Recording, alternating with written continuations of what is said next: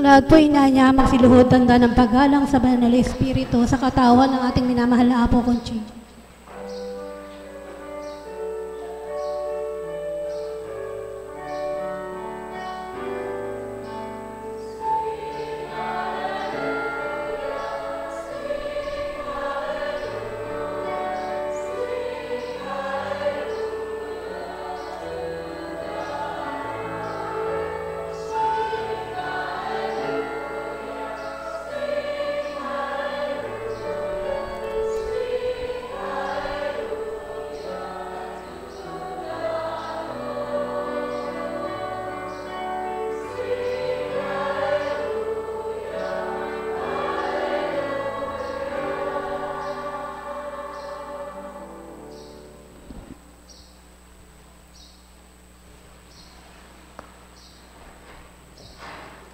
Sumainyo ang kapayapaan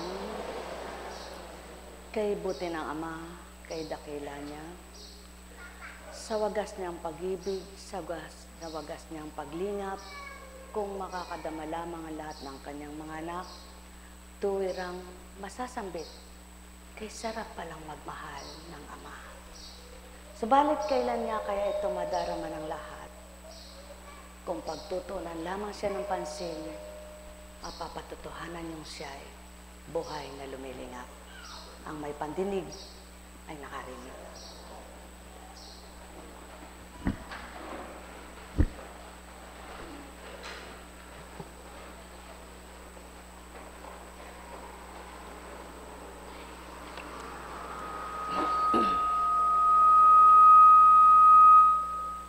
Iba't iba ang talinong binahagi ng Ama sa mga anak niya. Iba't ibang kakayahan sila, iba't ibang lakas ang nasa katawan ng tao. May mga matipuno na kahit na pandak, mayroon namang matangkad na mahina ang katawan. May matabang maliksi, may payat na maliksi, subalit may payat na mahina, may matabang mahina. Iba't iba nga, hindi pinagpantay-pantay, hindi pinagpare-parehas. Subalit iisa ang balangkas, pagkatao lahat ang tawag. Iisa lamang ang bibig, iisang pagdaraanan ng dumi. Kaya't may bibig, may puwit ang tao, nambing sa tahanan, dalawa ang pintuan. Na marapat doon ay nananahan ang magandang pundasyon, may pasukan, may labasan. Subalit ilan nga ba ang sa dalawang bahagi ng tao na buhay at kamatayan ang magbibigay pahalaga? Ilan kaya ang magtutuon ng pansin sa kanilang kaligtasan ng kaluluwa, sa pagbibigay pansin sa kanilang madarama kung ano ang binibigay at dulot ng Ama? Ilan nga kaya ang tuwirang magsasabi, masarap mabuhay kahit aba lamang? O ilan kaya ang magsasabi na mayroon na marami pa raw problema? Iba't iba nga ang maririnig mo sa tao, iba't ibang haka-haka, iba't ibang mga salita. Subalit ang Ama, iisa lang ang wika, pawang kabanalan, pawang kabutihan.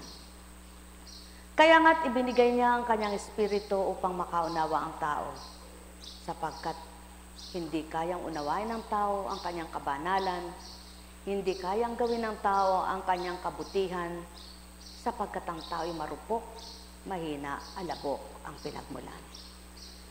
Ngunit at pasubali mula noon magpahanggang ngayon at sa susunod pang mga panahon, hindi masasabi ng sino man, nandyan siya, nandoon siya, naririto siya. Maliban ang nakakaunawa at umaasa, nagtitiwalang may Diyos siya, at siya'y buhay, dinadama nila sa puso nila. Ilan nga kaya sa oras na ito ang dadama't nakadarama, nakapiling ko ang Diyos, kasama ko ang Diyos, at magmimiting manahan sa Kanya. O kay sarap ngang sambitin, buhay ka ama ko.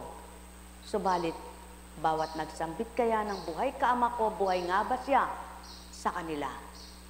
Mga mahal, kapag ang isip mo'y nalilito, hindi makukuhang mag-isip ng maganda at mabuti ito. Kapag nanghihina ang loob mo, marami ka ng bagabag, pagkabalis at takot sa buhay mo.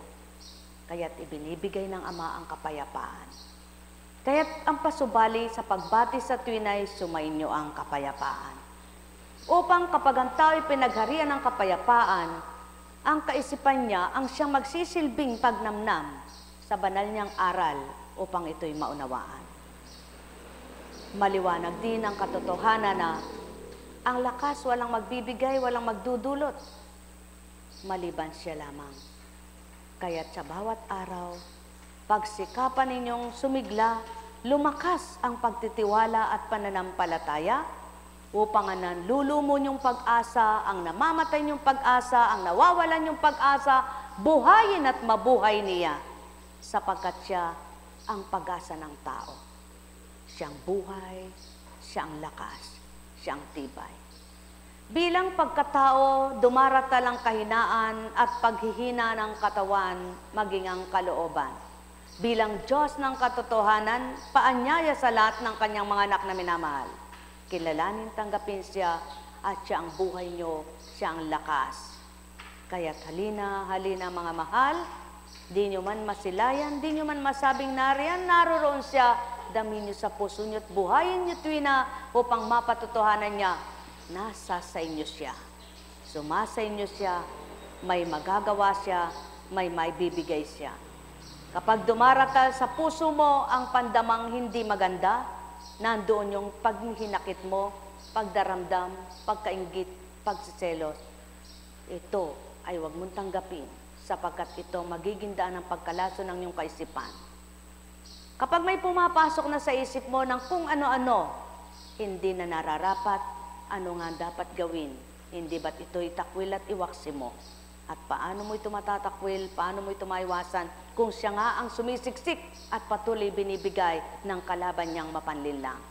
Halik kayo mga mahal ko, inyong unawain at manamnam nyo ang salitang mainam. Wala kayong magagawa at di nyo kayang gawing mamnam at numamnam ng aral niya, kaya tanggapin nyo Espiritu Santo, siyang magbibigay lunas ng lahat ng kahinaan nyo. Pagharian kayo, mga mahal ko, mula kay Juan. Taglamig na noon, kasalukuyang ipinagdiriwang sa Jerusalem ang pista ng pagtatalaga ng templo. Naglalakad si Jesus sa templo, sa portiko ng Solomon. Pinaligiran siya ng mga Hudyo at sinabi sa kanya, hanggang kailan mo kami pag-aalinlanganin? Kung ikaw ang Kristo, sabihin mo ng tiyakan. Sumagot si Jesus, sinabi ko na sa inyo, ngunit ayaw niyo paniwalaan. Ang mga ginagawa ko sa ngalan ng aking Ama ay nagpapatotoo tungkol sa akin, ngunit ayaw ninyong maniwala, sapagkat hindi kayo kabilang sa aking mga tupa. Nakikinig kayo sa akin. Ang nakikinig sa akin ay aking mga tupa. Nakikilala ko sila at sumusunod sila sa akin. Binibigyan ko sila ng buhay na walang hanggan at kailanman hindi sila mapapahamak. Hindi sila maagaw sa akin inuman. Ang aking Ama na nagbigay sa kanila sa akin ay lalong dakila sa lahat. At hindi sila maagaw ninuman sa aking Ama. Ako at ang aking Ama ay iisa. Maliwanag ang tinukoy ng anak at ama ay iisa sa pamamagitan ng Espiritu Santo. Subalit, bakit ayaw tumanggap ng tao? Ayaw kilalanin, hindi makilala. Dahil ang kinikilala ay kapwa-tao, bagay, salapi, sanlibutan, mga tanawin, at mga nakakaakit na nakikita ng mata.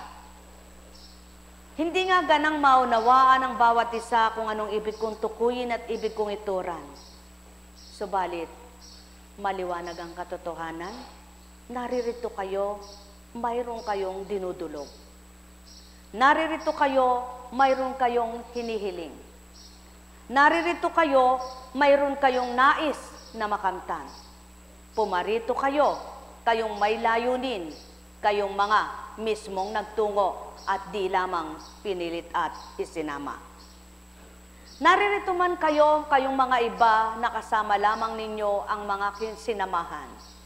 Subalit naririto man kayo, sinama, kusang sumama, nagnasang pumarito, naway iisa ang maging damdamin nyo. Kung magiging isa lamang ang damdamin ng tao, isang tuntunin ang hahanapin nila, isang kalooban, isang kagustuhan, ang madama, yaong Ama. Ang makita ang kabutihan ng gawa niya at mga salita niya.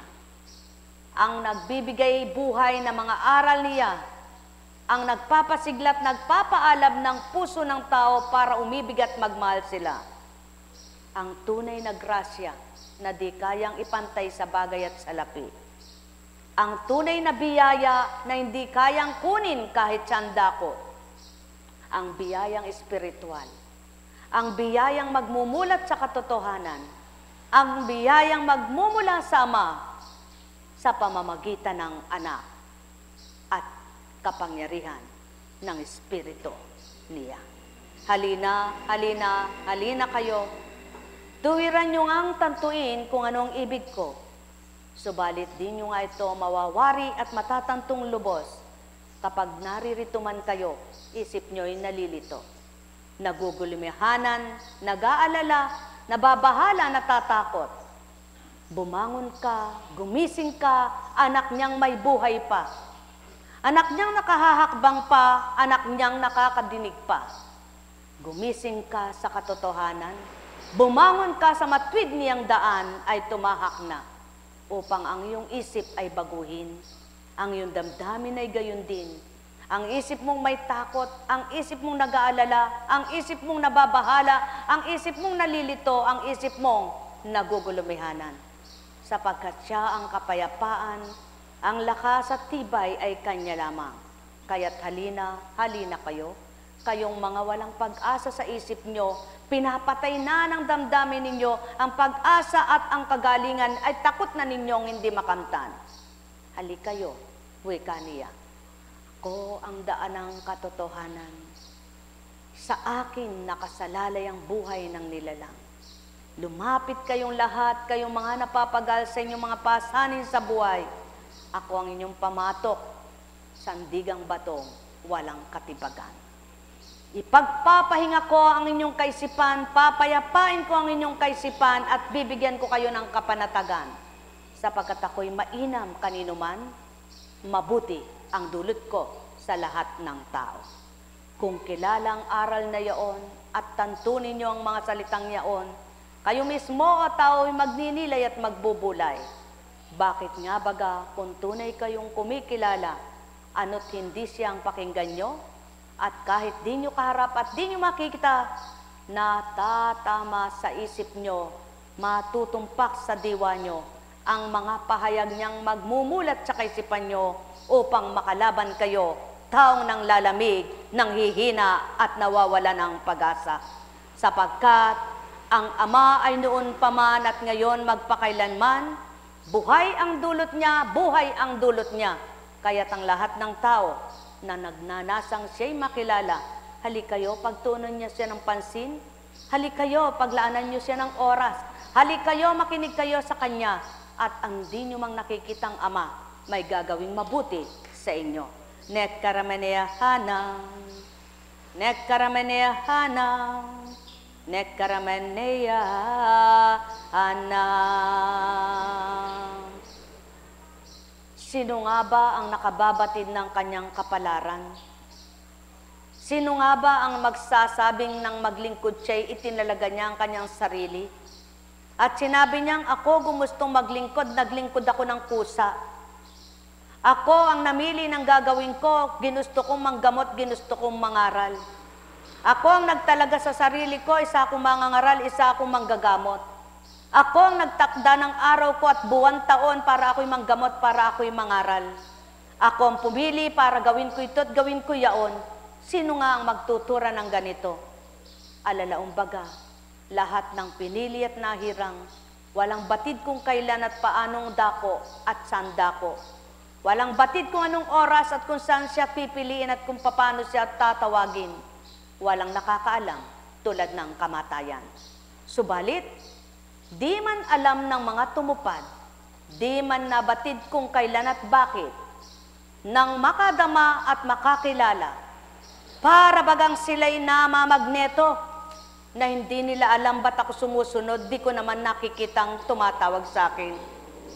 Bakit nga ba ako tumatalim at nagdudumali at maglingkod sa Kanya, samantalang di ko siya nakikitang nagsasabi sa akin, ganito gawin mo. Subalit ang katakataka at tuwir ang pinakikita ng Ama, ang bawat sumunod sa Kanyang tapat at totoo, napakita hiwaga niya. Kung magkagayon at naramdaman niyo'y buhay na buhay siya, ano't pag-alinlanganin niyo ang kapangyarihan niya. Halik kayo mga naninimdim, kayo'y Kanyang aaliwin. Halik kayo mga nawawalan ng ligaya at kayo'y sasaya. Halik kayo ang nawawalan ng buhay ay ibibigay niya, kayo pa kayang buhay pa at may pag-asa pang araw at gabi nasa buhay pa ninyo ng katawang taglay nyo. Halik kayo mga minamahal ko, alalahanin nyo. Ang dinanas nyo ay dinanas na rin ng mga ninuno nyo. Ang makibaka, ang humanap at makadama, yung mga kumikilala at nakakilala sa Ama. Kaya't kayong mga nagnanasa at makilalang lubos siya, halik kayo ang wika niya. Pakinggan yung lubos ako, hanapin nyo ako, at masusumpungan nyo ang tunay na kaloob ko. Sa puso'y damhin ako, mabubuhay na totoo, ipadarama ko pag-ibig ko't tapat kanino mang tao. O wika ko ngang maliwanag, pagharian kayong ganap. Upang kapag napagharian kayo, matanto niyong binigkas ko, mawari niyo kung sino't ano ang pangungusap na ito. Sa gayon mapagpapasigurado kayo sa tao, sa kapwa niyo at maging sa sarili niyo, masasabi niyo, ang napakinggan ko ay tinig ng Ama. Sabagkat, di man siya dumatal, di man siya nakita, aral niya'y narinig ko, aral niya'y nanamnam ko, kaya't nang pumasok sa puso ko ito, nabuhay at nagaling, ng ganap ang karamdaman ko. Karamdaman kong takot, karamdaman kong pag-iisip ng di mabutit di maganda, sapagkat sa isip doon ako, nagnasang makakilala. Sumainyo ang kapayapaan, pagarian kayo ng tuwiran, malubos ang sa inyo'y kagalakan, o tao, naking mga minamahal. Ang may pandinig ay nakarinig. Nekkarameneya hanam, nekkarameneya hanam, nekkarameneya hanam. Buhay ba, Ama? Tapat ba ang Diyos? Totoo ba ang Diyos? O kay buti ng Ama, kay dakila niya, tapat at buhay siya. Sapagkat ang Diyos ay tapat kanino man, buhay sa bawat saglit na walang kamatayan. Kaya, nakadama ba kayo kahit di niyo siya nakikita? Kung wala tayong pandamang mabuti, wala tayong magagawang maganda. Kung wala tayong iniisip na mabuti, wala tayong masasabing maganda at mabuti. Kung wala tayong pandama mula sa Kanya, alabok tayong marupok at mahina, wala tayong katatagan, di tayo makakalaban sa hamon ng buhay. Kaya't halina mga mahal, inyong pagharian sa buong buhay ninyo, pangunahin kayong lubos at ganap ng Ama. Narinig niyo po ba siya? Naunawaan niyo po ba ang buhay kung papaano? Ay, ang tao nga naman, kapag gusto niyang magpaganda ng buhok niya, hahanap siya ng Ano hanapin niya? Modista, parlor, barbershop sa lalaki, beauty parlor sa babae. Ngunit lalaki at babae man nagugupit ng isang lalaki, nagugupit ng isang babae. Kapag naghahanap ng ulam ang tao, yung ulam niya, saan pupunta? Sa palengke. Doon, nakalata, sariwa, makabibili siya. Kapag naghahanap siya ng mga sandalyas, tsinelas, saan siya pupunta?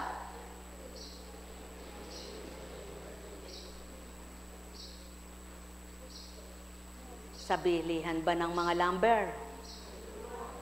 Sa bilihan ng mga sapatos at tsinelas. Kapag gusto mo maligtas ang kaluluwa mo, saan ka pupunta? Tanong gagawin mo. Bakit ang katwiran ng iba? Kahit teka nasa bahay ako, nakikilala ko ang Diyos.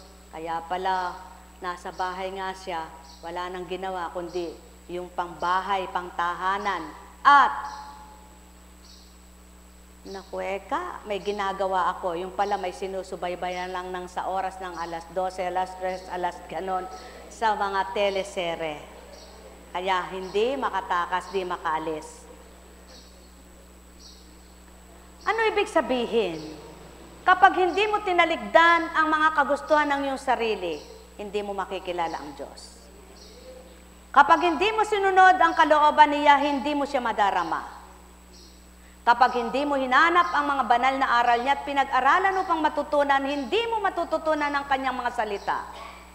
Sa makatwid, bigyan mo siyang pansin, bigyan mo siya ng oras, bigyan mo siya ng panahon, bigyan mo siya ng tuon, upang siya'y makilala mo.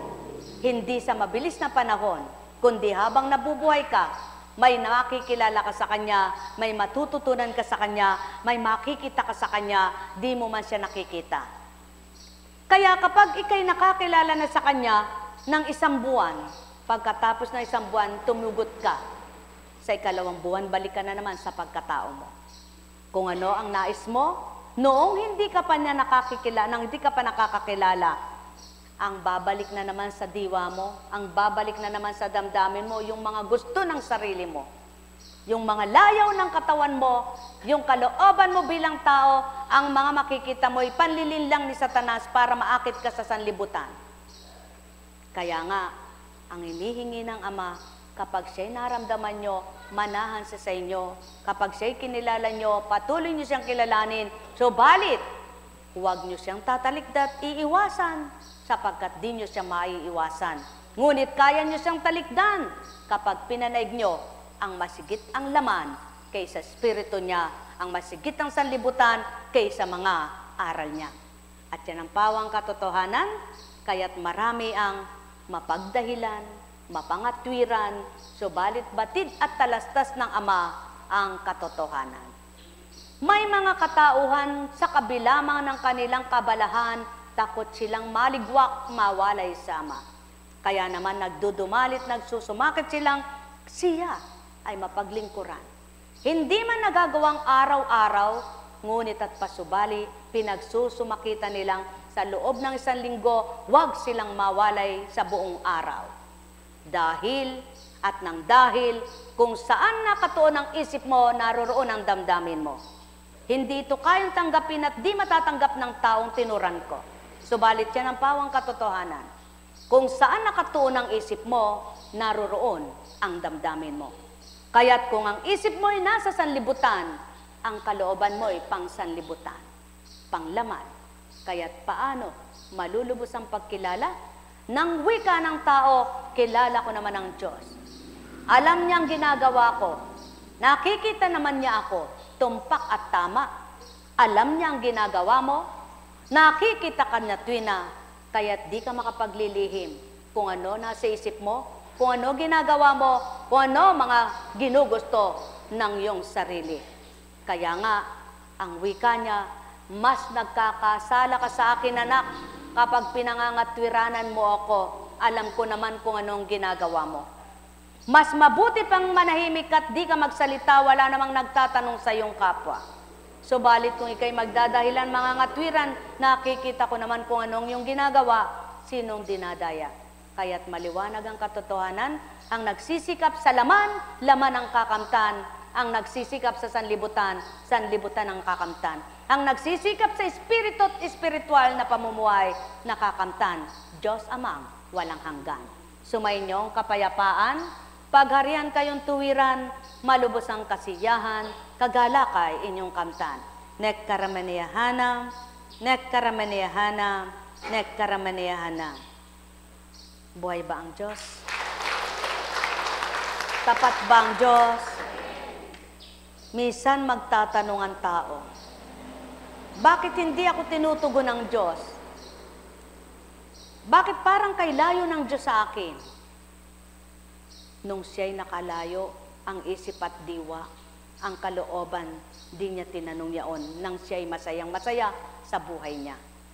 Nang siya'y maligaya sa ginagawa niya, nang may lakas pa ang katawan niya, nang may kakayahan pa siya.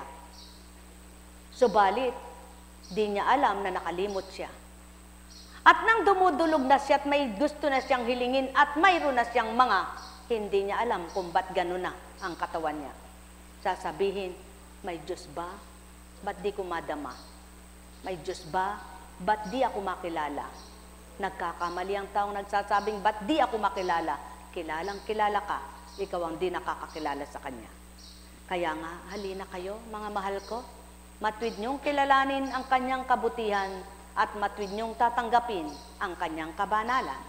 Sapagkat ang Kanyang kabutihan at kabanalan ay hindi pinagsusumakit, pinagpipilitan niyang ibigay, kundi sa lahat ng nagsisikap, ito'y nakakamtan.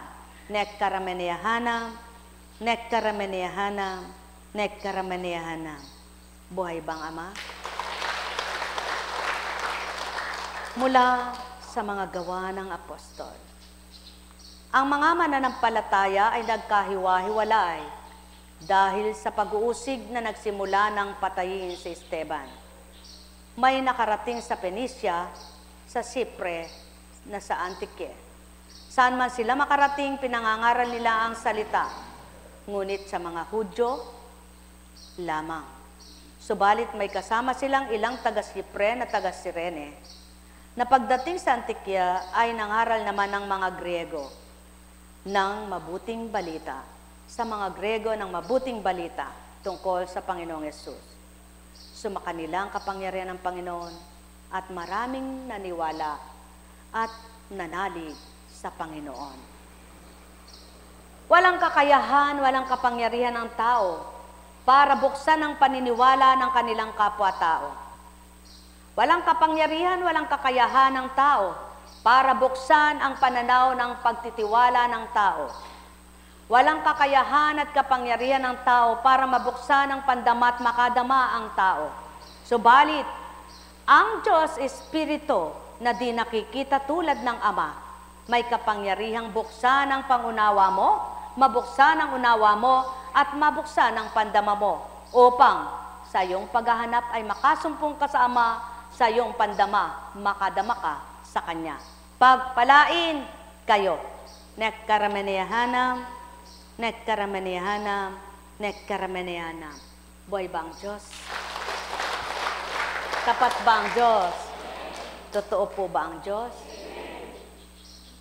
Kapag hindi mo alam yung tinutukoy, halimbawa, may nagkukwentuhan, ang tinutukoy nilang istorya ay yung napanood nila sa sine. Bigla kang dumating, nakisali-sali ka, hindi mo naman naintindihan yung nasimulan nilang kwento. At sinabi mo, ay oo nga, ganun nga, eka.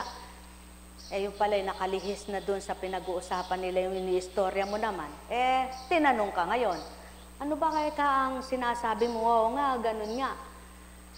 Eh ano nga ba eka pinag-uusapan nyo? Tsaka palang magtatanong, eh ano nga ba pinag-uusapan nyo? Eh, kayong napanood namin. Yung ba eka napanood nyo? Ang kinukwento ko naman eka, yung nakita ko eka dun. Magkatama ba? Magkakaintindihan ba? Kumisan yan ang tao. Naku, eka, Pangit dyan, doon ka maganda. Susunod naman yung nakinig na pangit dyan, doon ka maganda. Yung palang pananaw nila, hindi parehas ang gusto nila. Pagdating doon, sabi mo, Eka, maganda yung damit na yan na bibilin mo. Pangit naman, Eka, nagdalawang isip naman yung bibili. Sa akin, Eka, gandang-ganda ako, ikaw naman pala, Eka'y pangit.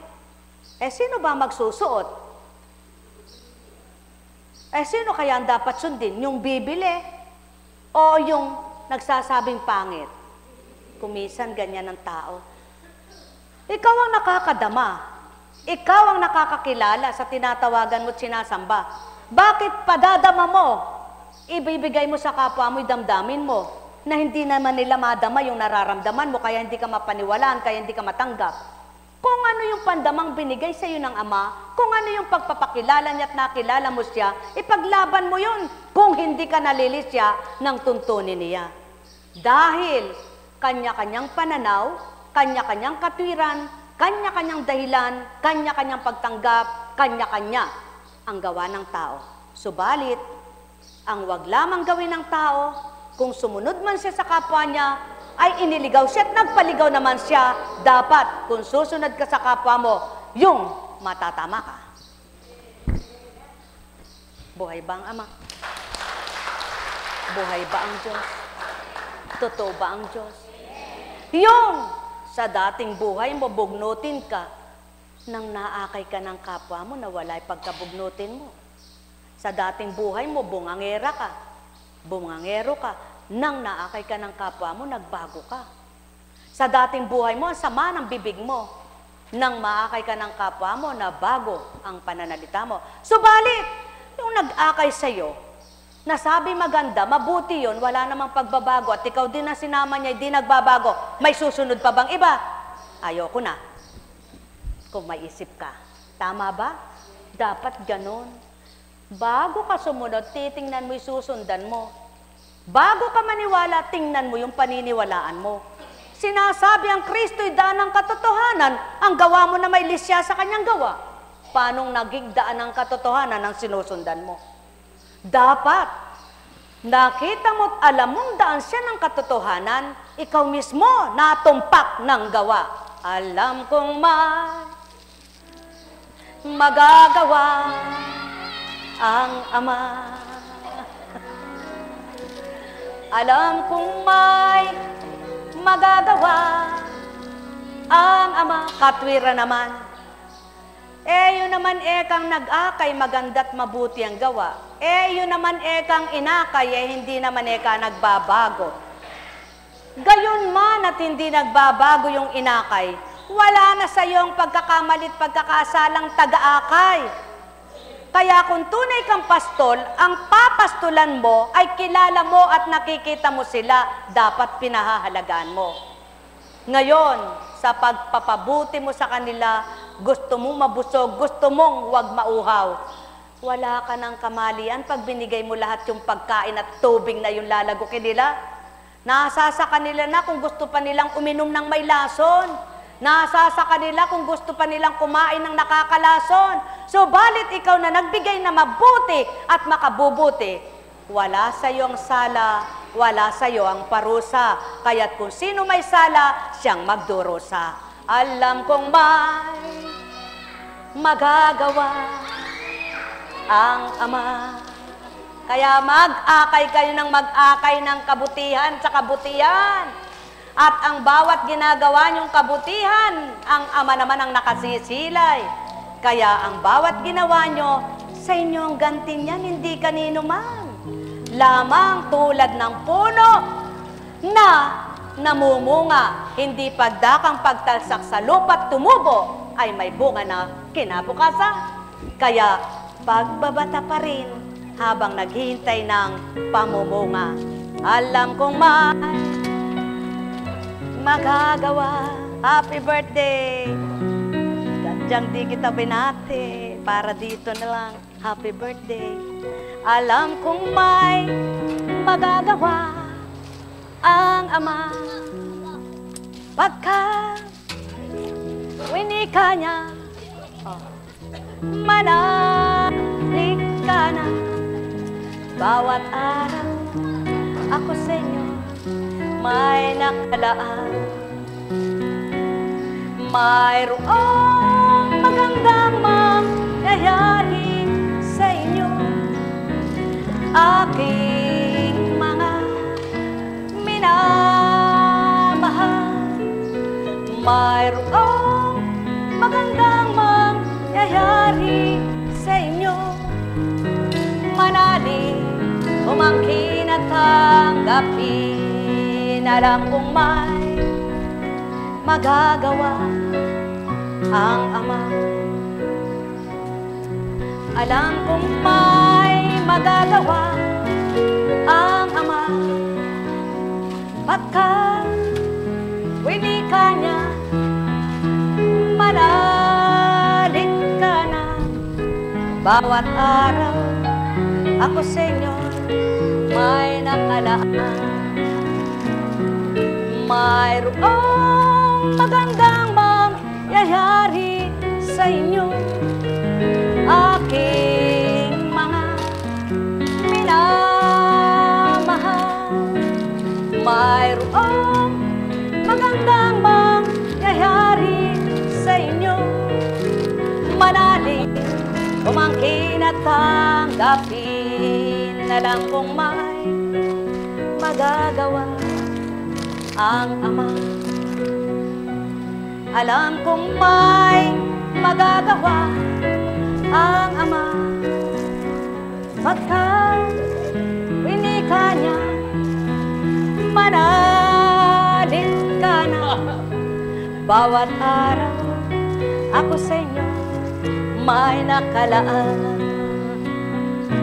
Mayroong magandang mangyayari sa inyo, aking mga minamahal. Mayroong magandang mangyayari sa inyo, manalig, umangkin at tanggapin. Alam kong may magagawa ang Ama. Alam kong may magagawa ang Ama, pagkat winika niya, manalig ka na. Bawat araw ako sa inyo may nakalaan. Mayroong magandang mangyayari sa inyo, aking mga minamahal. Mayroong magandang mangyayari sa inyo, manalig, umangkin at tanggapin. Alam kong may magagawa ang Ama. Alam kong may magagawa ang Ama, pagkat winika niya, manalig ka na. Bawat araw ako sa inyo may nakalaan. Mayroong magandang mangyayari sa inyo, aking mga minamahal. Mayroong magandang mangyayari sa inyo, manalig, umangkin at tanggapin. Alam kong may magagawa ang Ama. Alam kong may magagawa ang Ama, pagkat winika niya, manalig ka na. Bawat araw ako sa inyo may nakalaan. Mayroong magandang mangyayari sa inyo, aking mga minamahal. Mayroong magandang mangyayari sa inyo. Manalig umangkin at tanggapin, alam kong may magagawa ang Ama. Alam kong may magagawa ang Ama. Ay pagkakatuwa sa winika niya, manalig ka na. Bawat araw ako sa inyo may nakalaan. Mayroong magandang mangyayari sa inyo, aking mga minamahal. Mayroong magandang mangyayari sa inyo, manalig umangkin at tanggapin, alam kong may magagawa ang Ama. Alam kong may magagawa ang Ama, pagkat winika niya, manalig ka na. Bawat araw ako sa inyo may nakalaan. Tingnan niyo po ang batang ire. Diba? Tuwang-tuwa siya pag binibigyan. Oh, masarap. Oh, napaka sarap damhin kapag nagbibigay ka ng masaya, tumatanggap naman ng masaya ang mga binibigyan mo. Di po ba't kay saya, kay ligaya ng Ama't lugod na lugod siya kung ang mga pagpapala niyang mga salitang banal ay tatanggapin lahat ng tao upang ito ang pagnilayan at bulay-bulayin nila sa isipan. Sa gayon, wala nang malulungkot, wala nang magugulimanan, wala nang malilito, walang sasamang pag-iisip sapagkat yun ang pinagninilayan. Subalit subukan mo ang pinagninilayan mo, yung galit mo sa kapwa mo, yung inis mo sa kapwa mo, yung pagdaramdam mo sa buhay mo, yung pagkabigo mo, tingnan mo kung di ka isang araw. Ano po yun? Hinahanap mo yung paru-paro, tutubi pala yung hanap sa harap mo. Oo. Kumusta ka na, Lenny? Nakakatulog ka na. Asan ba si... Kumusta ka na, baby? Ay, kumusta na si Janjan? Nasaan ba si Janjan? Janjan? Lika. Si Jan? Janjan. Napakasarap pong magmisyon sa Diyos, ano? Alam niyo po, napakasarap kung kayo lang po. Alam niyo po, minsan sabi ko sa Panginoon, hindi lang pala minsan madalas kong mapanalangin sa Kanya, mahiling. Panginoon, sana po buksan mo ang pangunawa ng mga taong nakakaharap. Ipadama mo po sa kanila yung nararamdaman namin. Upang sila rin magmithi po na araw-gabi, kahit di ka nakikita, nakakanig, nakakausap na, wala kang makita. Kundi, paano mong nahalamang siyang nakanig mo? Sapagkat yung sinabi niya sa'yo, totoo pala. Buhay ba ang Diyos? Totoo pala.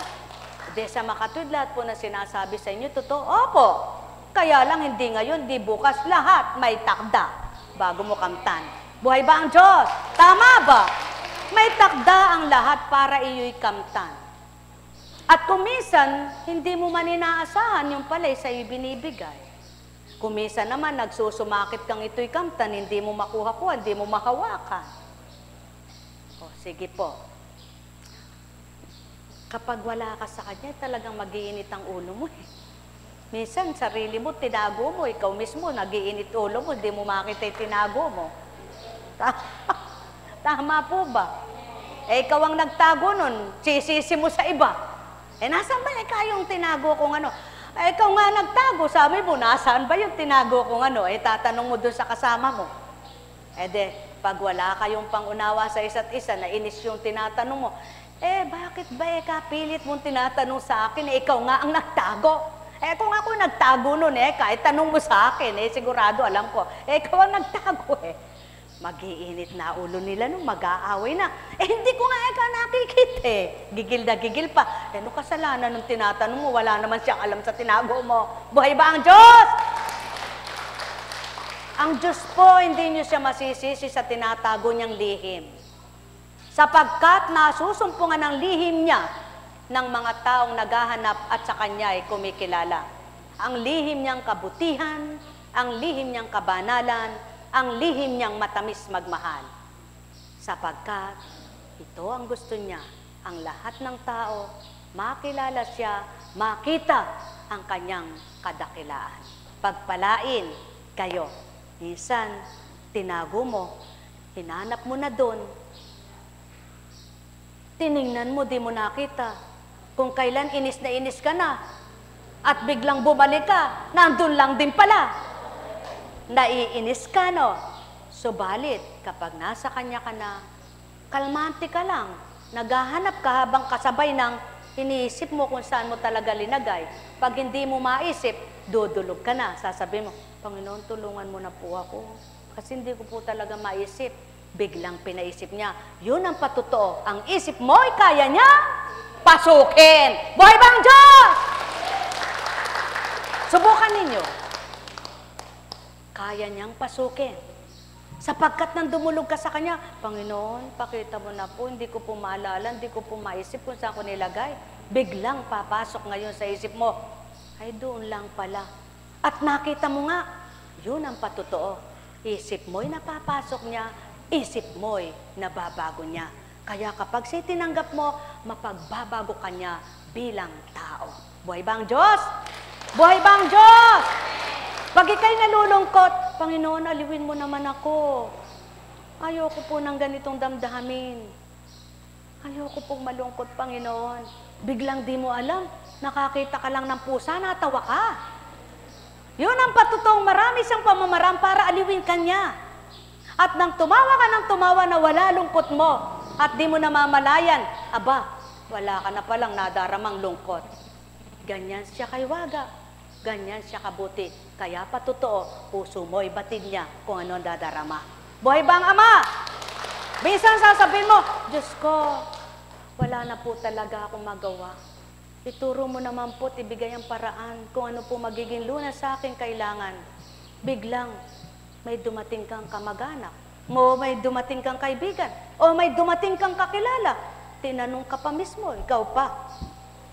Ang tinanong, ano ba problema mo? Binigyan ka ng katugunan. Yun ang patotoo. Gagamit siya ng kapwa mo para ikaw ang masasabi mo'y anghel mo sila. Susugo siya ng anghel mo, di mo man siya nakikita, maraming pahatid sa'yo, tapat ka lang anak niya. Buhay bang Ama?